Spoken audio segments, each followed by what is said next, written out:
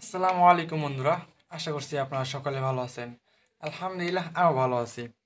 So বন্ধুরা, আজকে আমি আপনাদের দেখাবো এই যে আমাদের যে আয়রনগুলো, এই আয়রনগুলো নষ্ট হয়ে যায় কেন, এবং এই আয়রনগুলো কি জিনিস নষ্ট হয়ে যায় এটা আমরা দেখানোর চেষ্টা করেছি।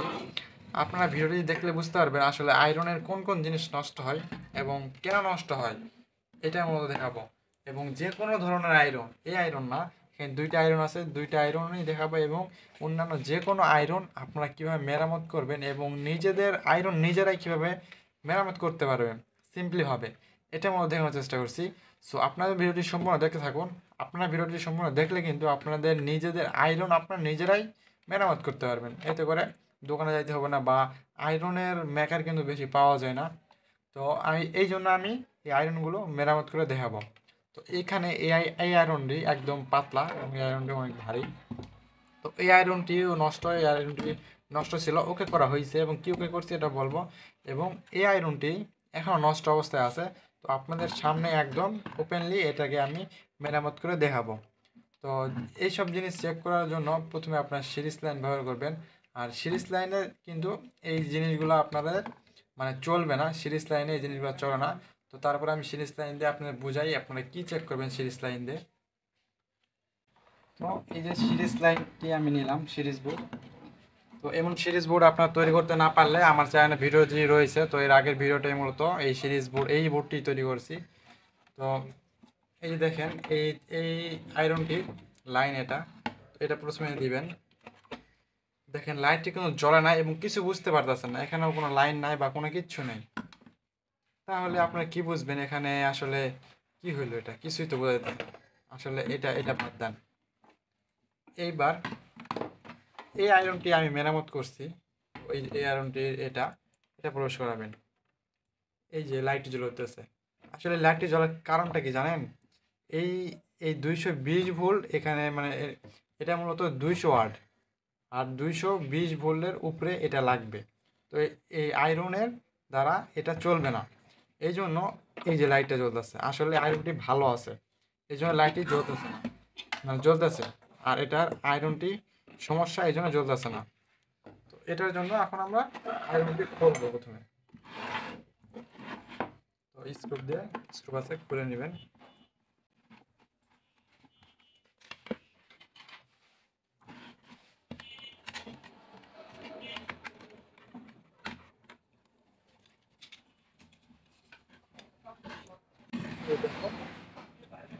এই যে দেখুন, এটা খুললাম।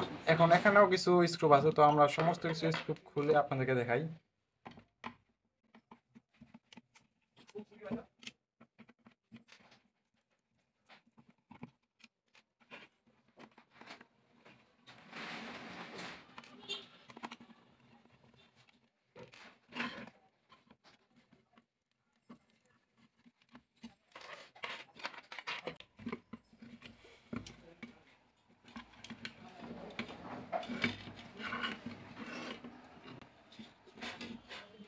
আসলে এই যে আয়রনের ভিতরে অনেক ময়লা জমে গেছে।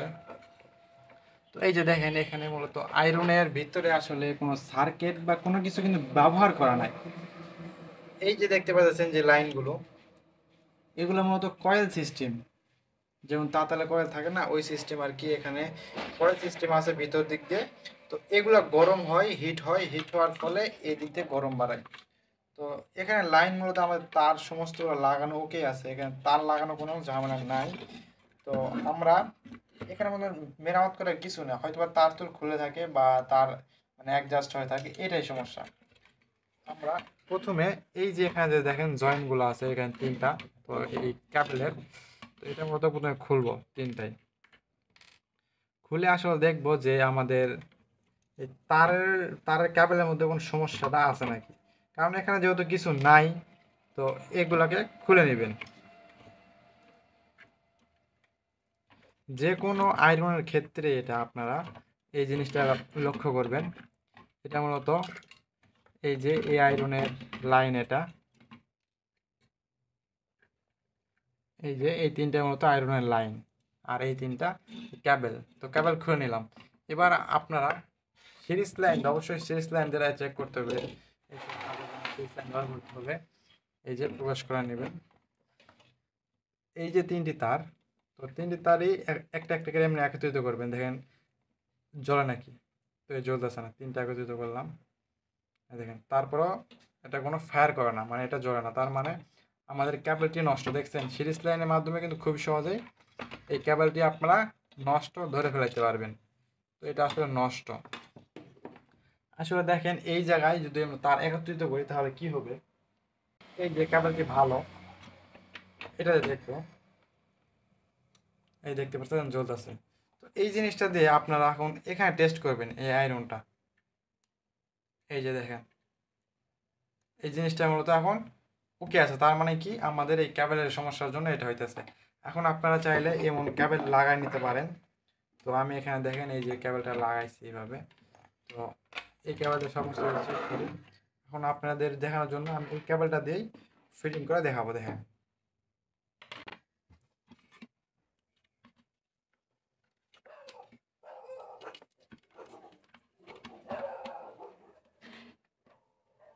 এখানে 3টি তার, এই যে একটি তার এই হলুদ কালার, এটার দরকার নাই, এই লালটা এবং নীলটাই দরকার।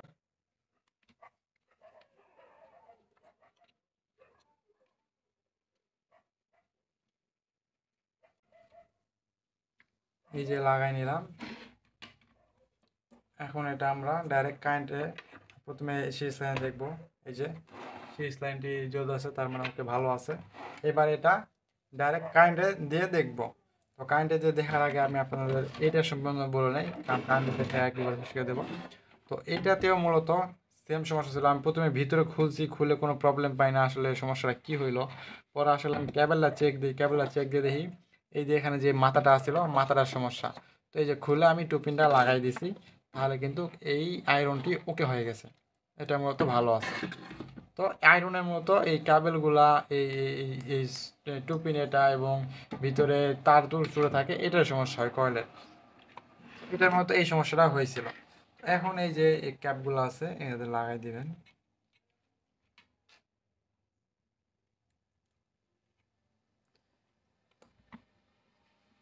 এই যে হয়ে গেল। এখন আমাদের এখানে যে স্ক্রুগুলো ছিল এটাও লাগাই নেই।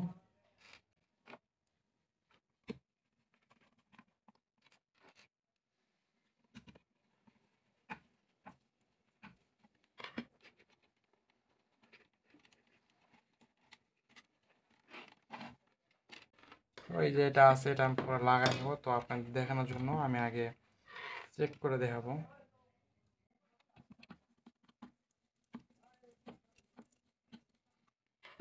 এই লাইনটি আমি ডাইরেক্ট কারেন্টে 220 ভোল্টে ঢুকাই দিব।